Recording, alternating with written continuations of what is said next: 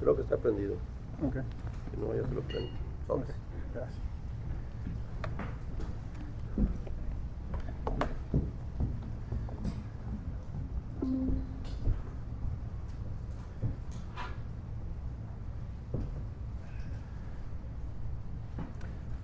Buenas.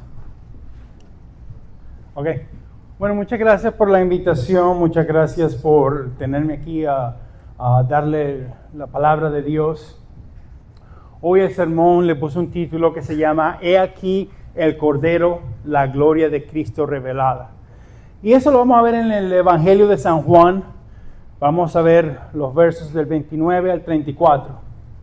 La idea principal va a ser: Jesús es el Cordero de Dios que quita el pecado. Estamos llamados a contemplarlo con fe y proclamar su gloria con valentía. A mí me gustaría empezar por leer los versos que vamos a leer. Vamos a leer del verso 29 al 34. Si pudieran, por favor, en reverencia, pararnos para leer estos 5 versos. Muchas gracias. Al día siguiente vio a Jesús que venía hacia él y dijo: He aquí el Cordero de Dios que quita el pecado del mundo. Este es aquel quien yo dije: después de mí viene un hombre que es antes de mí, porque era primero que yo. Y yo no lo conocía, pero para que él fuera manifestado a Israel, por esto yo vine bautizando en agua. Juan dio también testimonio diciendo: He visto al Espíritu que desciende del cielo como paloma y se postró sobre él. Y yo no le conocía, pero él que me envió a bautizar en agua, me dijo: aquel sobre quien veas el Espíritu descender y posarse sobre él, este es el que bautiza con el Espíritu Santo, y yo le he visto y he dado testimonio de que él es Hijo de Dios. Oremos.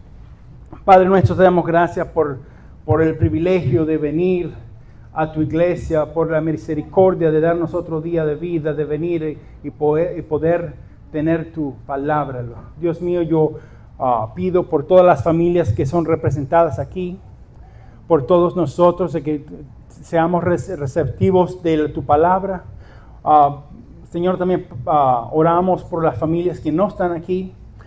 Le pedimos que tú los mantengas, los soportes y que los ayuden.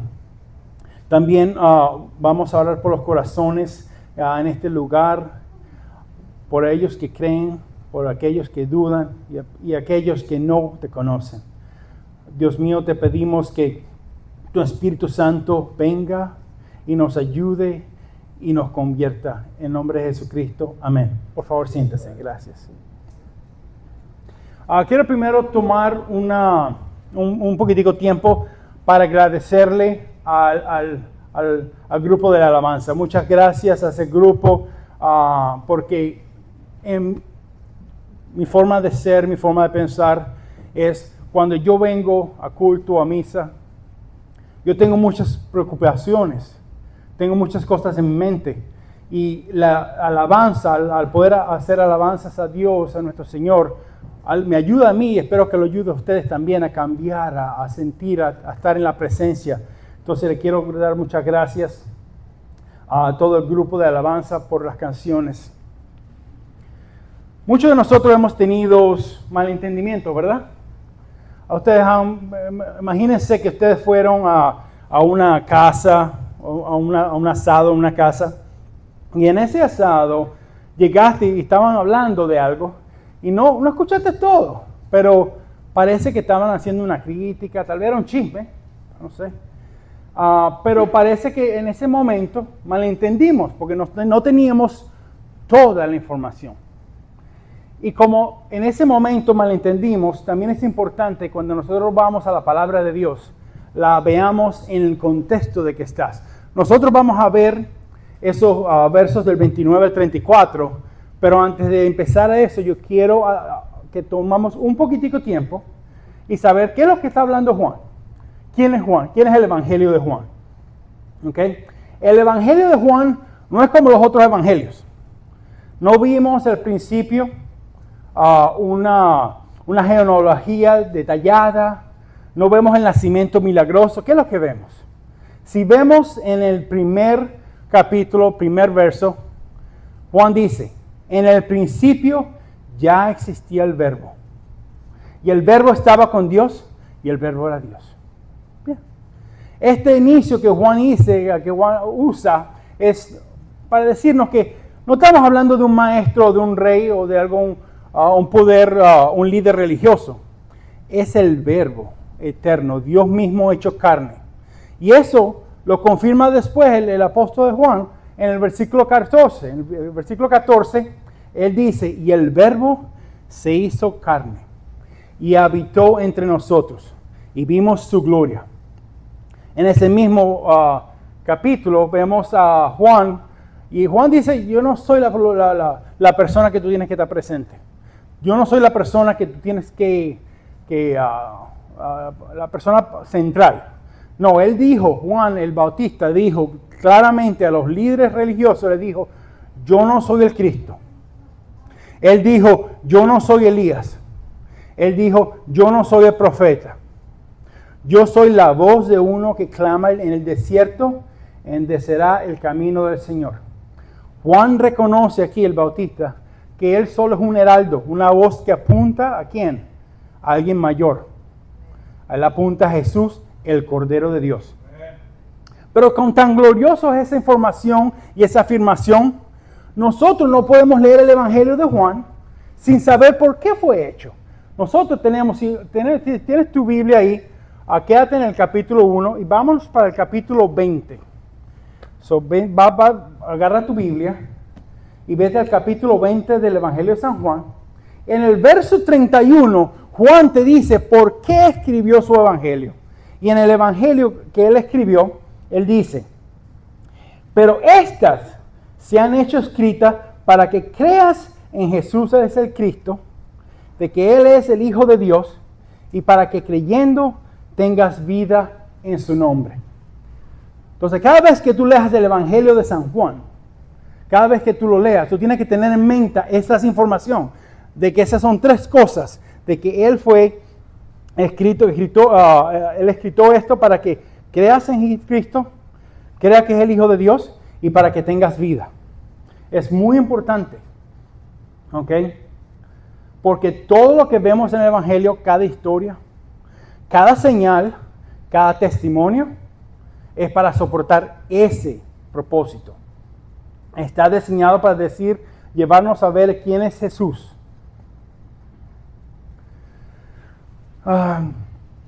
Yo quisiera, antes de enseñar los versículos 29 al 34, darte un poquitico de mi historia. Una historia que yo creo que es relevante con esto.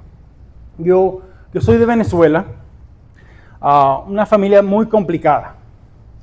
Mi papá estaba casado, tenía 4 hijos, y bueno, se separó un tiempo y bueno, ahí nací yo. 18 meses después salió mi hermana, y eso es bien complicado, eso es muy complicado. Era muy noble que él se hizo responsable de las 2 familias, pero en ese momento no había Cristo. Cristo no era parte de nuestra vida.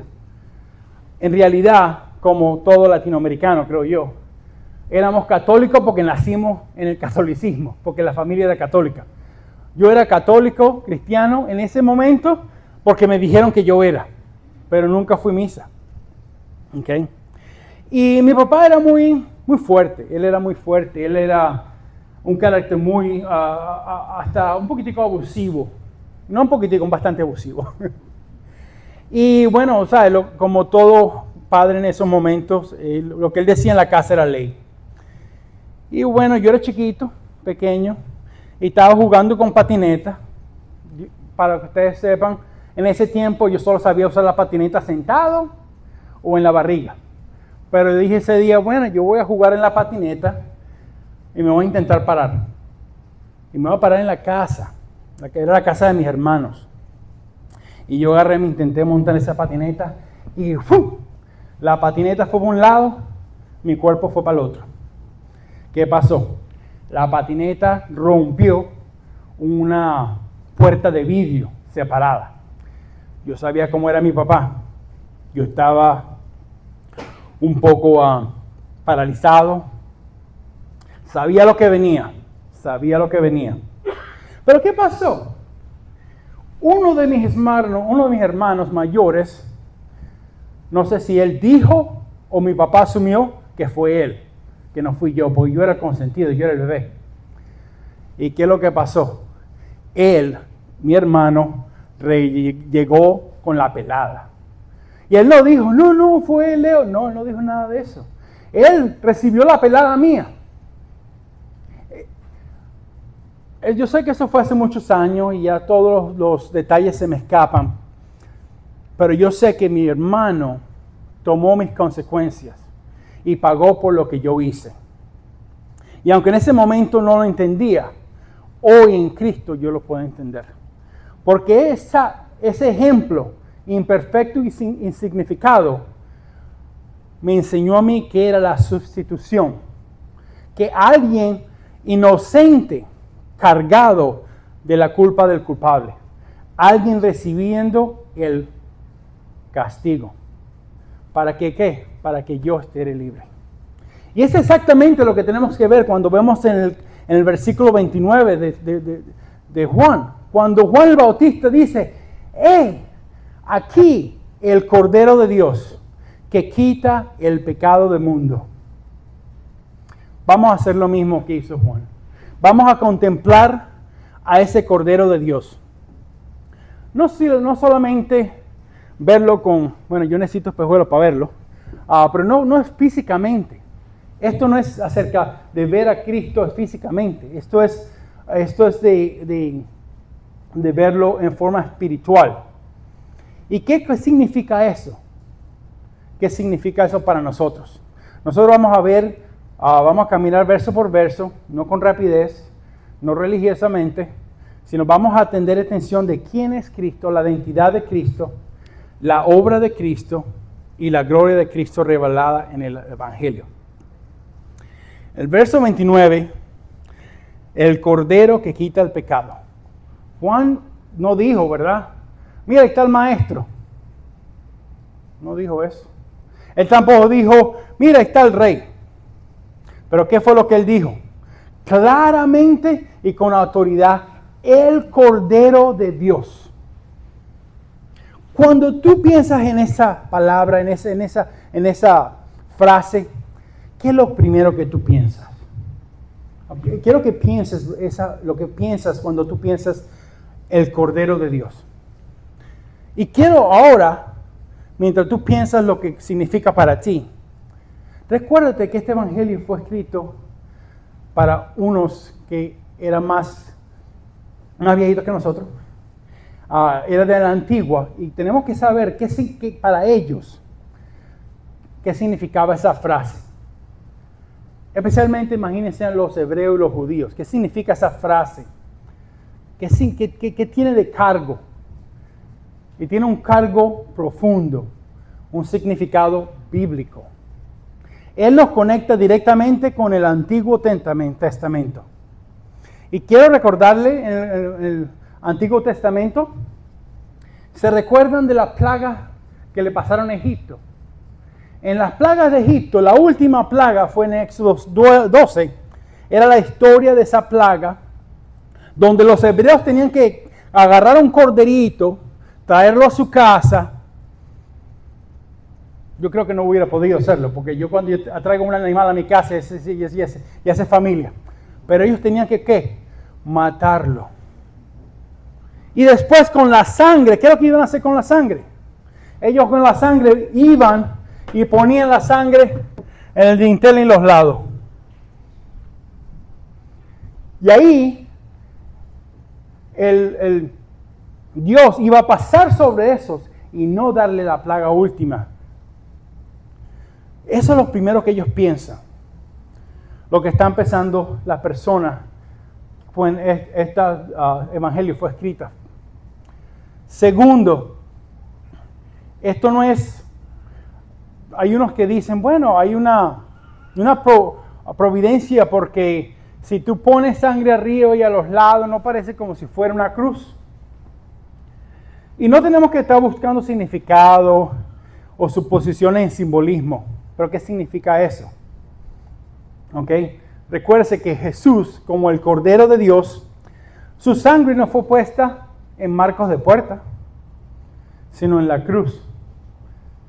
Porque su efecto no era temporal. Su efecto era eterno. Su sangre no cubre la madera, sino nuestros corazones. Su sangre no los libra del juicio temporal. Recuerda, eso fue un juicio de un día. No, este nos está quitando el juicio eterno. No cubre una puerta física, sino nuestras almas. Y no nos proteges, no del juicio de Egipto, sino del juicio de Dios. También estas personas, cuando escuchan el Cordero de Dios, se pueden imaginar las leyes en Levíticos, donde si tú hacías un pecado sin querer queriendo, como decía, estaba viendo el Chapulín el otro día, sin querer queriendo, hiciste un pecado y tenías que llevar un corderito para pagar por el pecado. Eso lo están pensando ellos también, pero también, y lo que me gusta más a mí, es el profeta Isaías escribió de este. En Isaías 53, él dijo, ¿ok? Y lo puedes leer después, pero vamos a leer la última parte donde dice, Él llevó nuestras enfermedades y cargó con nuestros dolores. Con todo, nosotros le tuvimos por azotado, por herido de Dios y afligido. Mas Él fue herido por nuestra transgresión, molido por nuestras iniquidades. El castigo por nuestra paz cayó sobre Él, y por sus heridas hemos sido sanados. Todos nosotros nos descarriamos, hablamos de eso en el Sunday School hoy, como ovejas. Nos apartamos cada cual por su camino, pero el Señor hizo que cayera sobre Él la iniquidad de todos nosotros.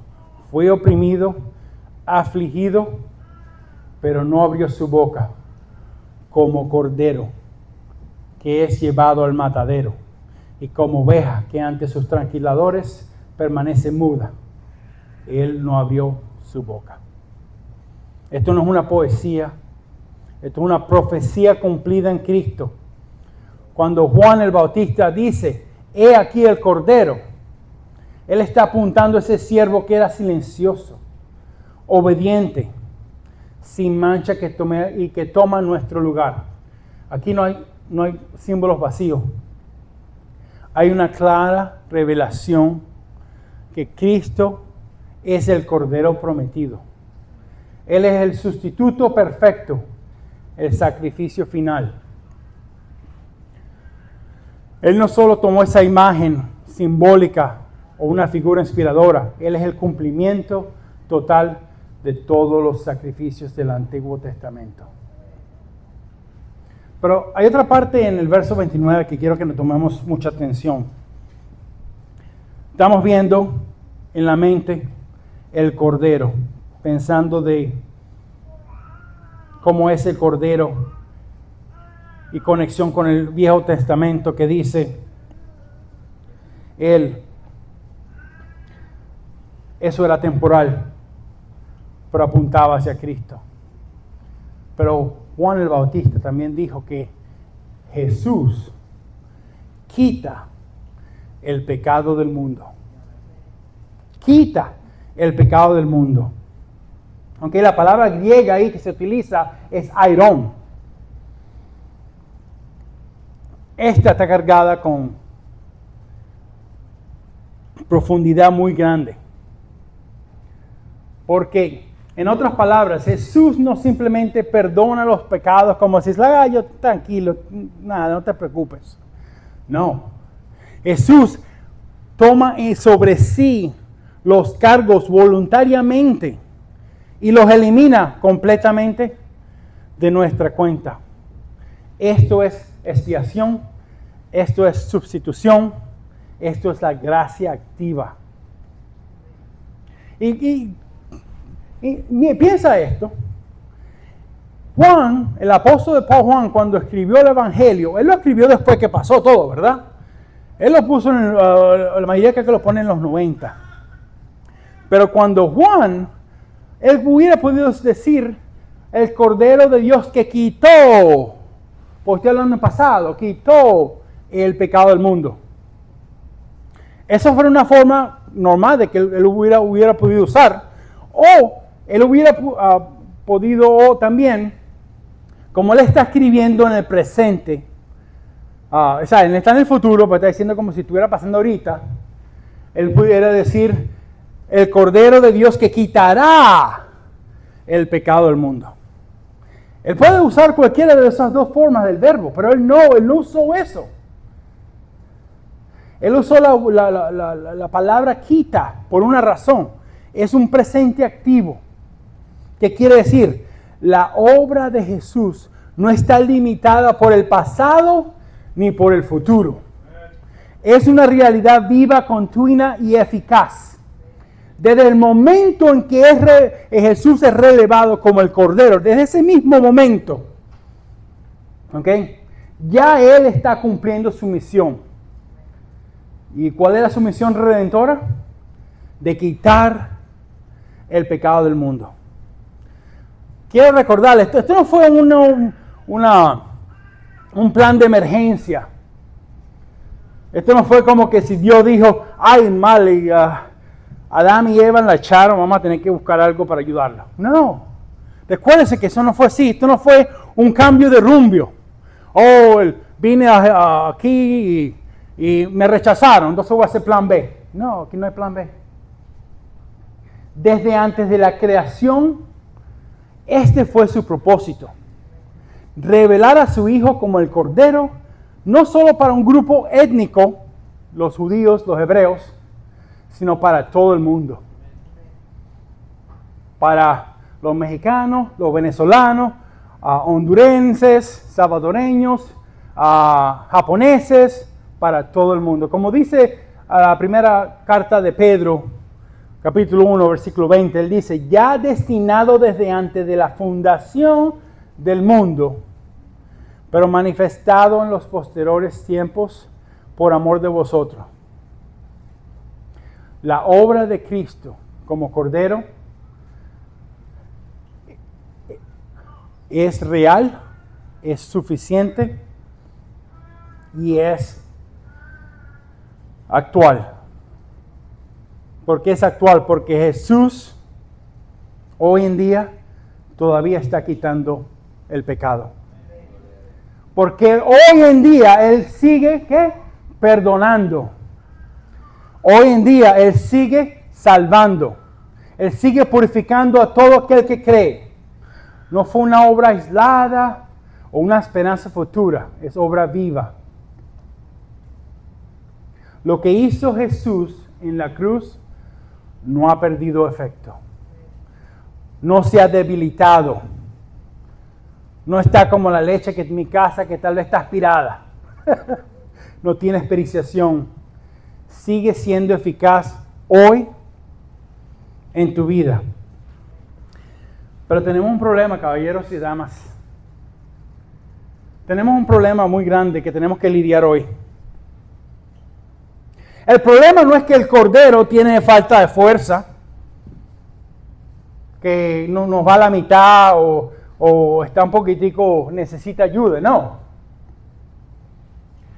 El problema que tenemos nosotros es nuestra falta de conciencia del pecado.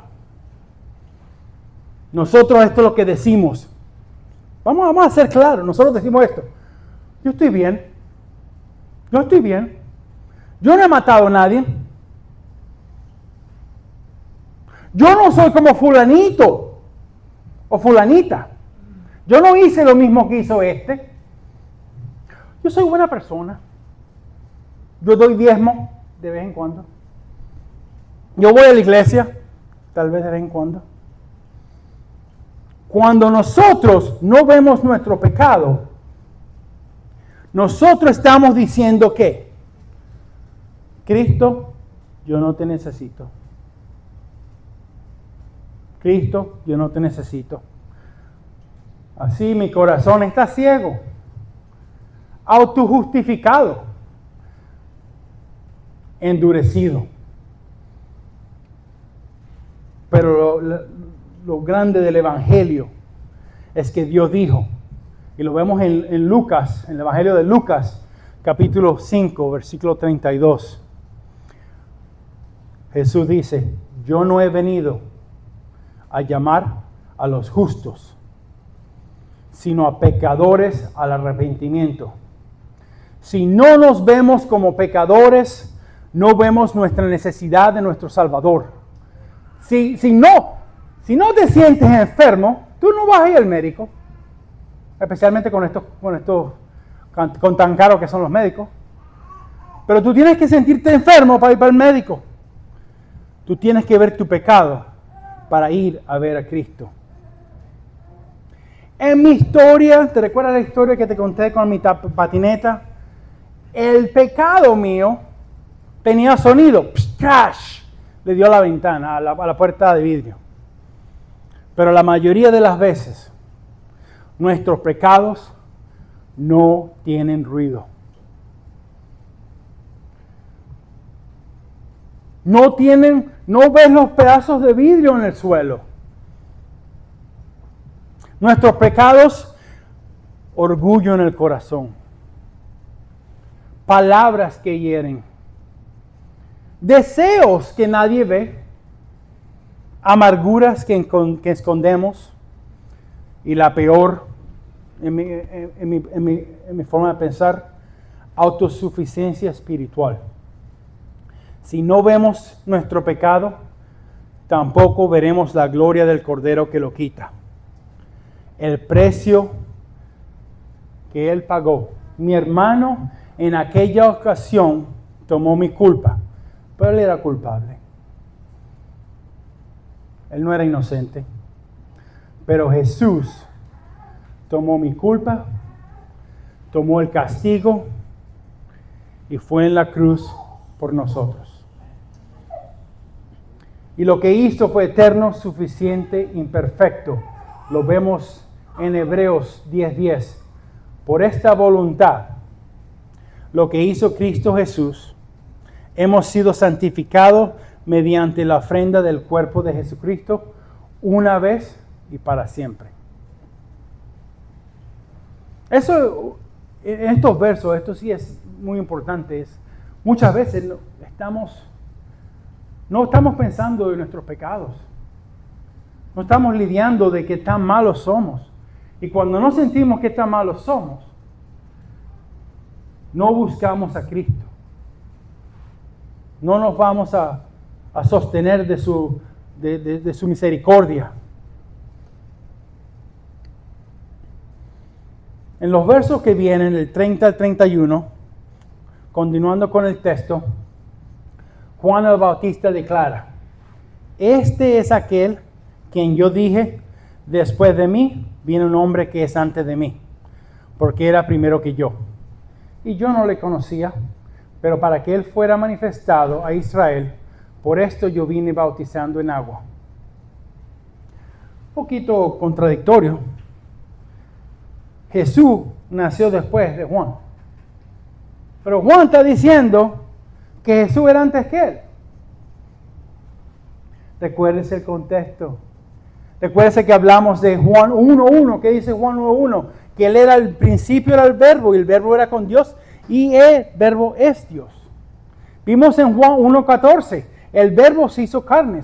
Aquí Juan está explicando claramente que Cristo no empezó en Belén. Él es coigual y coeterno con el Padre. Cuando Juan dice, era primero que yo, él reconoce que Cristo es Dios. Y cuando Juan después dice, yo no lo conocía,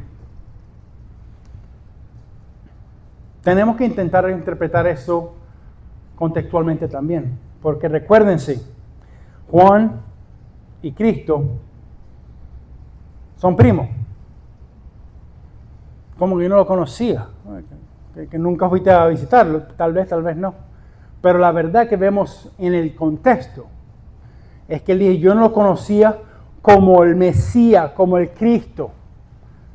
Yo estaba esperando por los bautismos, porque ahí es donde yo iba a tener la revelación de quién es Cristo. Nosotros podemos estar al ladito de Cristo, podemos estar en su iglesia, escuchar los estudios, la predicación, inclusive vivir con gente que lo siguen. Y aún no reconocerlo como el Cordero que quita el pecado del mundo. Hay veces que muchas veces decimos que son, pero no son. Porque no entendemos lo que significa ser el Cordero que quita el pecado del mundo. Porque, como dije anteriormente, no vemos la gravedad de nuestro pecado. No es urgencia. La salvación, no, eso lo puedo hacer mañana. No comprendemos la santidad de Dios. Y como Juan necesitó tener una revelación de quién es Cristo. Mi oración y mi esperanza es de que si alguno aquí está de que no lo conozca de esa manera, de que Dios, mediante el Espíritu Santo, como cantamos hoy, nos abra los ojos. Para poder verlo como es Él. Para poder ver el día. Recuérdese, no sé si cuándo fue la última vez que leyeron el libro de Job. Yo no sé, le decimos Job o Job. Job. Y Job a la final, en capítulo 42, versículo 5, él dijo de esto: de oídas te había oído, pero ahora mis ojos te ven. Nosotros, para poder ver a Cristo, tenemos que tener esa revelación como la que Juan dijo. Y esa revelación la puedes tener hoy. Si tú no lo conoces, hoy tú puedes conocer a Cristo como el Cordero que quita el pecado del mundo.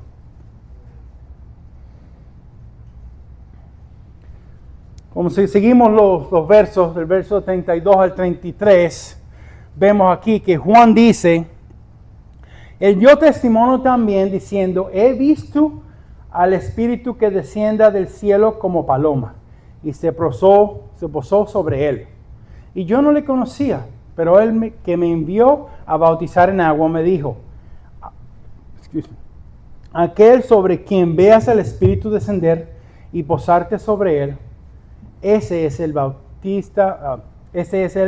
que bautiza en el Espíritu Santo. En el Viejo Testamento, en el Antiguo Testamento, hemos visto apariciones del Espíritu Santo. Pero hemos visto, la mayoría a veces viene y se va. ¿Te recuerdas la historia de Samson? El más fuerte de los jueces. Y cuando Delilah le cortó el pelo, ahí fue. Y en Jueces 16, la palabra dice, pero él no sabía que el Señor ya se había apartado de él. ¿Tú ves el Espíritu bien? Sale. Le pasó también a Saúl. El rey de Saúl, ¿te recuerdas? Que él hizo él hizo lo que no debería hacer porque él no era un priest, él era un rey.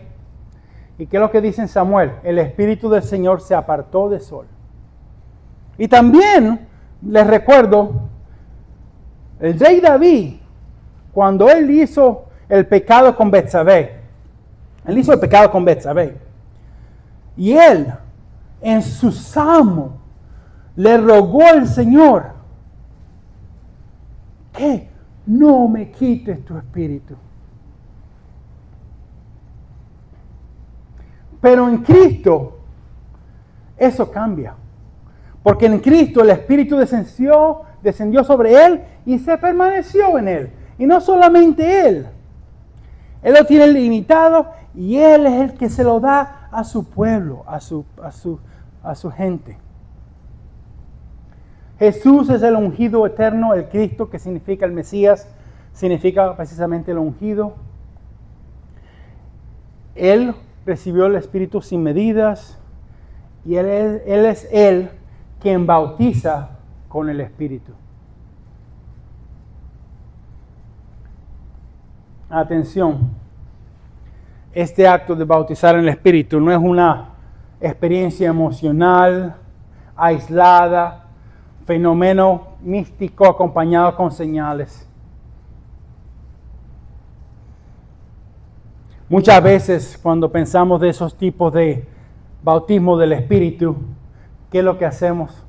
La mayoría de las veces, no he visto muchos que sean no así, pero la mayoría de las veces, venme a mí, yo sí lo tengo, tú lo tienes, tal vez lo puedes tener, tienes suficiente fe, no sé, pero yo sí lo tengo. Entonces no estamos hablando de ese bautismo. Esto no es un bautismo que nos llama, vamos a impresionar a otros. No, este nos dice morir a ti mismo.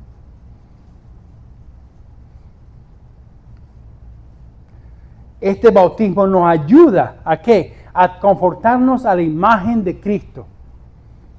No es de tener poder sobre otros, sino de ser testigos de Cristo.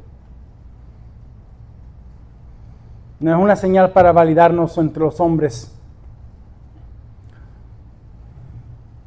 Es una obra interna que nos ayuda a ver a Cristo como el Cordero que quita el pecado. Eso, bautismo, es parte de una promesa en Ezequiel 36, 26. El profeta dice, que Dios hablando nos dice, yo te daré un corazón nuevo y pondré un espíritu nuevo dentro de ti. Quitaré el corazón de piedra y te daré un corazón de carne. Ese es el poder del Cordero que quita el pecado del mundo. No es limpiarse por afuera, sino limpiarse por dentro hacia afuera.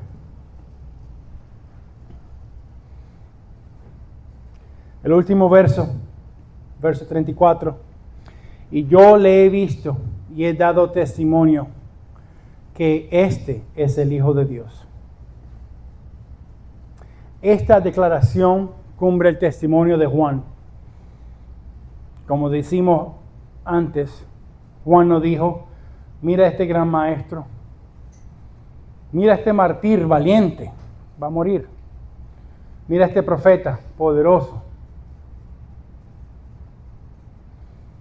Él continuó y dijo, este Cordero que quita el pecado, este es el Hijo de Dios.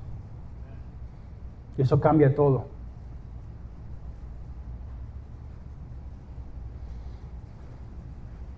Si Él es el Hijo de Dios, las palabras de Cristo son verdad. La cruz en la cual Él murió es suficiente y su resurrección es poder.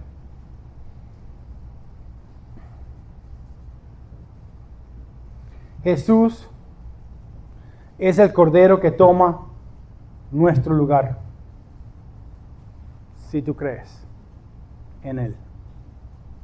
Jesús es eterno, lo vimos en los versos 30, persistente y glorioso. Él es un ungido del Espíritu. Jesús es el bautizador y Jesús es el Hijo de Dios. Aquí vuelvo a la puerta de vidrio que rompí. Mi hermano me cubrió ¿verdad? Él me cubrió. Pero Él no fue el quien me cambió el corazón.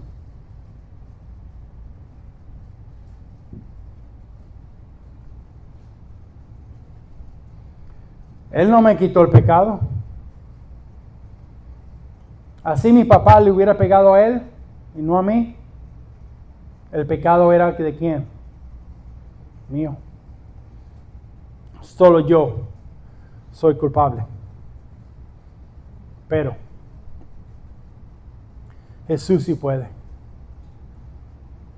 Él no solo recibe nuestro castigo, Él nos promete, recuérdate, en el 20:31, Él nos promete una ¿qué? Una vida nueva. Él nos adopta como hijos de Dios.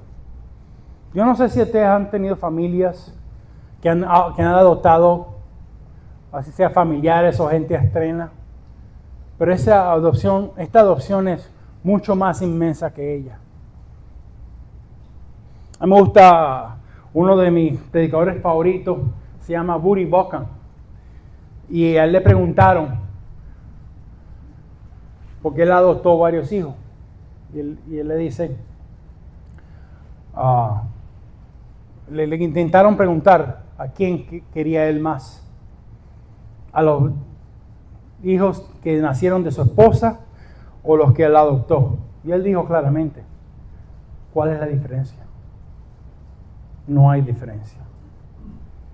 Ser adoptado en Cristo, no hay diferencia. Nosotros tenemos que contemplar, este es nuestro llamado, esto es lo que tenemos que hacer como iglesias, contemplar al Cordero, confiar en Él. Vive, camina como alguien que recibió el Espíritu y proclámalo. Dile a otros que hay un Cordero que quita el pecado. Oremos. Gracias, Padre, te damos por este momento que podemos dar tu palabra. Te damos gracias por lo que has hecho en nosotros. Y nosotros te pedimos de que si hay alguno aquí que no haya recibido a Cristo como el Cordero que quita el pecado, que tú los mandes a ellos a hablar con uno de los líderes, a uno de los pastores, o a otras personas que los puedan ayudar a ver a Cristo, verlo como Cristo es. Te damos gracias por tu misericordia y gracias por tu palabra. En nombre de Jesús. Amén.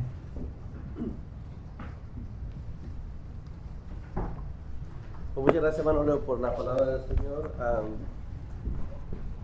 Hermanos, recuerden que la palabra de Dios no va a